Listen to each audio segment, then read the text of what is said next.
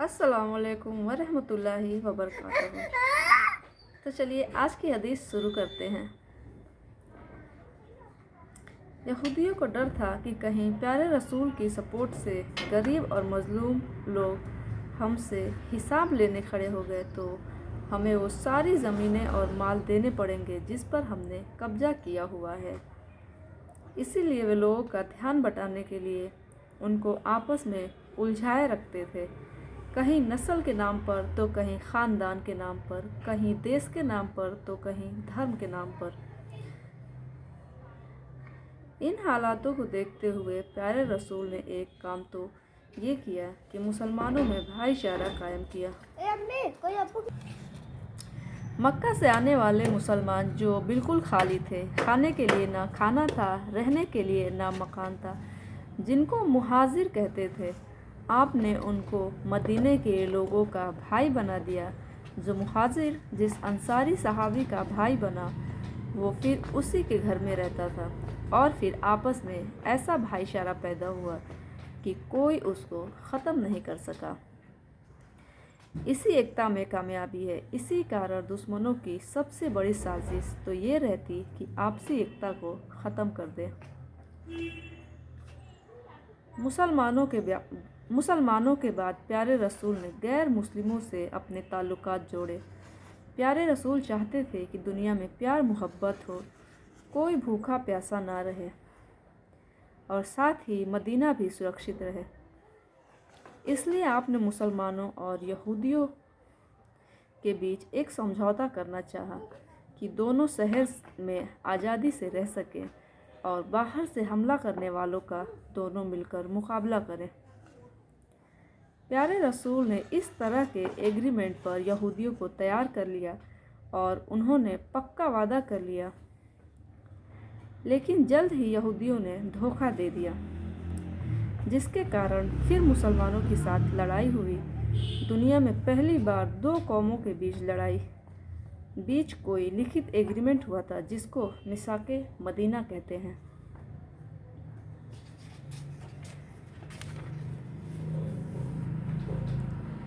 अजान की शुरुआत। मक्का में नमाज फ़र्ज होने से हिजरत के कुछ महीने बाद तक मुसलमान बग़ैर अजान के ही नमाज़ पढ़ते थे। नमाज का समय हो जाने पर सब मस्जिद में इकट्ठे हो जाते थे, मगर मदीने में मुसलमानों की तादाद तेज़ी से बढ़ती जा रही थी। इसलिए अब ज़रूरत थी कि नमाज के लिए ऐलान किया जाए। प्यारे रसूल ने सहाबा से मशवरा किया कि लोगों को इकट्ठा करने के लिए कौन सा तरीका इख्तियार किया जाए। हिंदुओं में लोगों को इकट्ठा करने के लिए संघ, ईसाइयों में घंटा और यहूदियों में नाख़ुस बजाने का रिवाज है। लेकिन इस्लाम ने इंसान की नेचुरल आवाज़ को पसंद किया, जिसमें अल्लाह की बड़ाई, रसूल की गवाही और नमाज की तरफ बुलाने को कहा जाए। इसके लिए अजान को पसंद किया गया कि नमाज का समय होने से पहले एक आदमी खड़े होकर अजान कहे। अजान का अर्थ है, अजान अरबी में दी जाती है। बहुत कम लोगों को इसका सही अर्थ पता होता है, इसलिए हम उसका मतलब आपको बताते हैं। अल्लाहु अकबर 4 बार कहते हैं। अल्लाह इसका मतलब है अल्लाह सबसे बड़ा है। अशहदु अल्ला इलाहा इल्लल्लाह 2 बार कहते हैं, मैं गवाही देता हूँ कि अल्लाह के सिवा कोई पूजनीय नहीं है, कोई माबूद नहीं है। अशहदु अन्ना मुहम्मदुर रसूलुल्लाह 2 बार कहते हैं, मैं गवाही देता हूँ कि मोहम्मद सल्लल्लाहु अलैहि वसल्लम अल्लाह के रसूल हैं। हय्या अलस सलाह 2 बार कहते हैं, आओ नमाज के लिए। हय्या अलल फलाह 2 बार कहते हैं, आओ सफलता की तरफ। मालिक का नाम लेने से मालिक खुश होगा तो यही सबसे बड़ी सफलता है। अल्लाहु अकबर 2 बार कहते हैं, अल्लाह बहुत बड़ा है। ला इलाहा इल्लल्लाह 1 बार कहते हैं, अल्लाह के सिवा कोई नहीं जिसकी पूजा की जा सके। जब तक प्यारे रसूल मक्का में रहे और मदीने आने के भी 16 महीने बाद तक बैतुल मुक़द्दस की तरफ मुँह करके नमाज़ पढ़ते थे। इसीलिए बैतुल मुक़द्दस को पहला किबला कहते हैं कि काबे से पहले वो ही किबला था। मक्का में तो आप इस तरह खड़े होते कि काबा भी सामने रहता था, लेकिन मदीने में अगर बैतुल मुक़द्दस की तरफ मुँह करते तो काबा सामने नहीं रहता था। इसलिए मदीने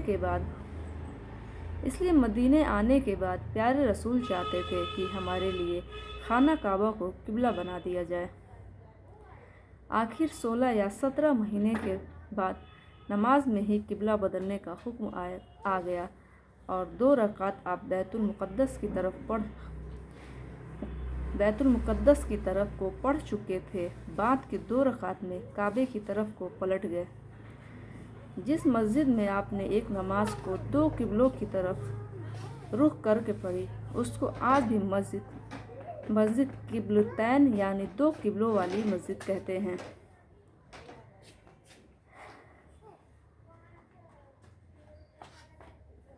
मदीना आने के 18 महीने बाद दूसरी इबादत रोज़ा रखना शुरू कर दिया गया। साल में 1 महीने रोज़े रखने हैं।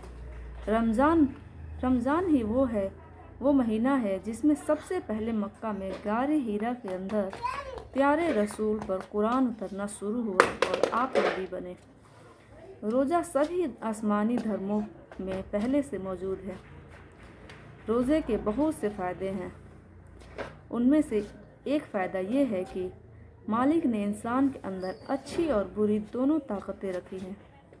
जब इंसान जो जी में आया खाता है, हलाल व हराम की फ़िक्र किए बगैर जानवरों की तरह खाता है, उसकी बुरी ताकत बढ़ती है, जिससे बुरे काम अधिक होने लगते हैं। इसके विपरीत जब खाना पीना छोड़ देता है तो उसकी अच्छी ताकत बढ़ने लगती है, जिससे अच्छे काम अधिक होने लगते हैं। दूसरे ज़्यादा खाना कोई कमाल नहीं, बल्कि ये तो जानवरों की आदत है, और ना खाना ये कमाल है। हमें पैदा करने वाला मालिक भी नहीं खाता और ना ही उसके फरिश्ते खाते। तो कम से कम कुछ टाइम के लिए रोज़ा रखने वाला भी अपने मालिक के रंग में रंग जाता है। एक फ़ायदा ये होता है कि अमीर लोग जब भूखे रहते हैं तो उनको पता चलता है कि भूख प्यास क्या चीज़ होती है, जिससे उनके दिल नम्र होते हैं और वे गरीबों की मदद करने को तैयार हो जाते हैं। इसी के साथ साथ जिस्मानी फ़िटनेस के लिए भी रोज़ा एक बेहतरीन चीज़ है। जैसे शुगर, कोलेस्ट्रॉल, ब्लड प्रेशर को रोज़ा बैलेंस करता है, हाजमे के सिस्टम को मजबूत करता है, मोटापा घटने और दूसरे बहुत सी बीमारियों में बड़ा फ़ायदा देता है। तो हमें भी इस चीज़ का ख़ास ख्याल रखना चाहिए कि रोज़ा आए तो हमें रमज़ान के महीने में सारे रोज़े रखने चाहिए और कभी कोशिश करनी चाहिए कि रोज़ा कभी ना छूटे, और जो रोज़े छूट जाते हैं उसको बाद में पूरा करें रख के। तो चलिए आज के हदीस यहीं ख़त्म करते हैं, यहीं पे बंद करते हैं। कल एक नई हदीस पढ़ेंगे आप लोगों की इजाज़त से। तो चलिए दीजिए इजाज़त। अस्सलामु अलैकुम व रहमतुल्लाहि व बरकातहू।